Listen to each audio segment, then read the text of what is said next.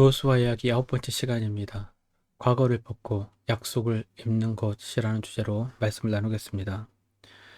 우리의 인생에는 중요한 출발선에 서는 순간들이 있습니다.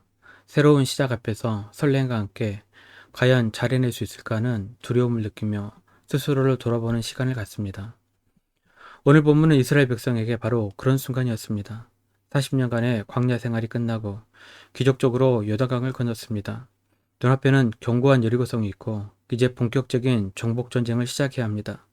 군사 전략을 세워도 모자랄 수밖에 없는 이 긴박한 순간에 하나님께서는 아주 뜻밖의 명령을 내리십니다. 2절입니다. 그때 여호와께서 여호수아에게 이르시되 너는 부싯돌로 칼을 만들어 이스라엘 자손들에게 다시 할례를 행하라 하시매. 전쟁을 앞두고 모든 남자를 전투 불능 상태로 만들 수 있는 할례를 행하라는 명령은 상식적으로 이해가 잘 되지 않습니다. 왜 하나님께서는 이토록 위험한 명령을 하셨을까요? 오늘 할례를 명령하신 말씀을 통해 현재 우리에게 주시는 하나님의 뜻을 발견하기를 소망합니다. 첫 번째, 하나님께서 할례를 명하신 첫 번째 이유는 이스라엘 백성이 자신들의 정체성을 회복하도록 하기 위함이었습니다. 할례는 어떻게 시작되었습니까? 하나님이 아브라함과 언약을 맺으시며 그 증표로 명하신 예식이었습니다. 창세기 17장 7절입니다. 내가 내 언약을 나와 너 및 내 대대 후손 사이에 세워서 영원한 언약을 삼고 너와 내 후손의 하나님이 되리라. 할례는 하나님의 약속을 몸에 새기는 하나님의 백성이라는 확실한 신분증과도 같았습니다. 그런데 문제는 40년 광야에서 태어난 새로운 세대는 이 언약의 표식이 없었다는 점입니다. 지난 40년 동안 이스라엘 공동체 안에는 할례의 의식이 거행되지 않았습니다.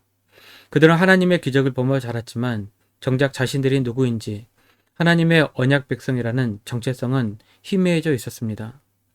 하나님께서는 가나안 땅을 정복하는 것보다 그 땅에 들어갈 백성이 누구인지를 명확히 하는 것이 더 중요했습니다. 너희는 애굽의 노예도 광야의 방랑자도 아니다. 너희는 나의 거룩한 백성이다. 이 정체성을 회복하는 것이 모든 일의 시작이었습니다. 이것은 우리에게도 마찬가지입니다. 세상 속에서 살다 보면 예수님의 보혈로 구원받은 하나님의 자녀라는 놀라운 신분을 잊어버릴 때가 많이 있습니다. 세상의 가치관과 염려 속에서 힘없이 살아가는 우리들의 모습을 보게 됩니다.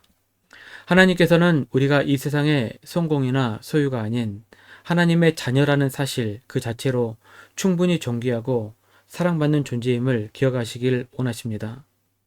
오늘 이 시간 세상이 주는 이름표가 아니라 하나님께서 너는 내 것이라 새겨주신 그 언약의 표징을 마음에 다시 새기는 우리가 되기를 바랍니다.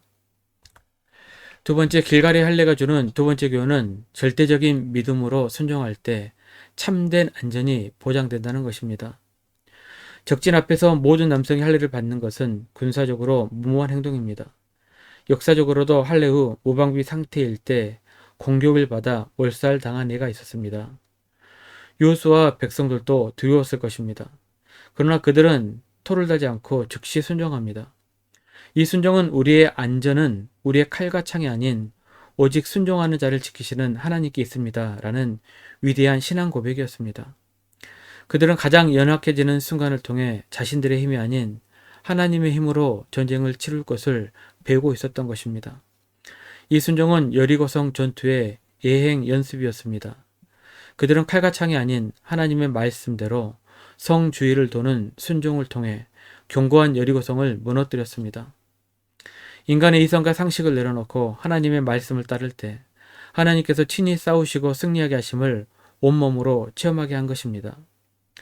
우리도 인생의 문제 앞에서 하나님의 방법이 때로는 비효율적이고 어리석어 보일 때가 종종 있습니다. 정직하면 손해볼 것 같고, 용서하면 무시당할 것 같고, 헌신하면 내 것을 잃을 것 같습니다. 이 모든 순간이 우리에게는 길갈의 선택과 같습니다. 하나님, 우리가 가장 연약해지고 내 힘을 완전히 내려놓는 그 자리에 찾아와 일하시기를 시작하십니다. 고린도후서 12장 9절에 사도 바울의 고백이 있습니다. 나에게 이르시기를 내 은혜가 내게 족하도다. 이는 내 능력이 약한 데서 온전하여짐이라 하신지라. 그러므로 도리어 크게 기뻐함으로 나의 여러 약한 것들에 대하여 자랑하리니 이는 그리스도의 능력이 내게 머물게 하려 함이라. 여러분의 삶에서 가장 연약하고 모방비 상태라고 느껴지는 영역이 바로 하나님의 능력이 가장 강하게 나타날 수 있는 장소임을 믿으시길 바랍니다. 마지막 세 번째입니다. 길갈의 할례의 의미는 바로 과거의 수치를 씻어내는 것입니다. 하나님께서는 할례의식을 마친 후 놀라운 선포를 하셨습니다. 9절입니다. 여호와께서 여호수아에게 이르시되 내가 오늘 애굽의 수치를 너희에게서 떠나가게 하였다 하셨으므로 그곳 이름을 오늘까지 길갈이라 하느니라. 길갈은 굴러가다라는 뜻을 가지고 있습니다. 이스라엘의 모든 수치가 굴러나가는 은혜의 장소라는 의미입니다.